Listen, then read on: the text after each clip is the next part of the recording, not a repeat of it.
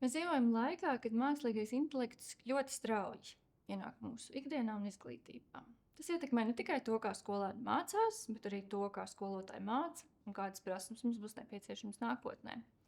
Un šo pārmaiņu vidū ir ļoti svarīgi, ka pedagogi saprot, kā mākslīgais intelekts darbojas, kādas iespējas tas piedāvā un kādus ierobežojumus un riskus tas nes līdzi. UNESCO Latvijas Nacionālā komisija ir izveidojusi šo bezmaksas tiešsaistes minikursu, kā īsu un saprotamu ceļvedu pedagogiem, kas palīdzēs orientēties mākslīgā intelekta izmantošanas iespējās un izaicinājumos izglītībā.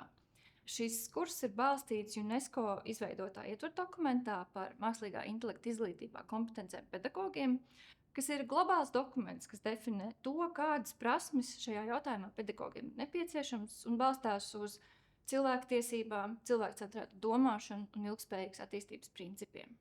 Šajā kursā ir pieejamas 5 īsas lekcijas, katra no kurām pievēršas vienai no definētajām kompetencēm – cilvēkcentrētai domāšanai, mākslīgā intelekta ētikai, mākslīgā intelekta principiem un pielietojumiem, kā arī tam, kā mēs šo tehnoloģiju var izmantot savā profesionālajā pilnveidē un pedagoģiskajā darbā.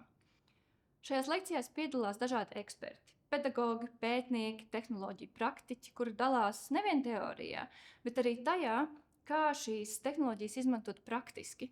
Papildus katrai lekcijai ir izmantot arī īsi materiāli, kas palīdzēs nostiprināt zināšanas, arī dos idejas, kā šīs tēmas tālāk pētīt pašiem un kopā ar skolēniem. Mēs aicinām ikvienu pedagogu sākt šo kursu un soli pa solim izpētīt, kā tad mākslīgais intelekts var palīdzēt jūsu profesionālajā darbā un skolēnu izglītošanā.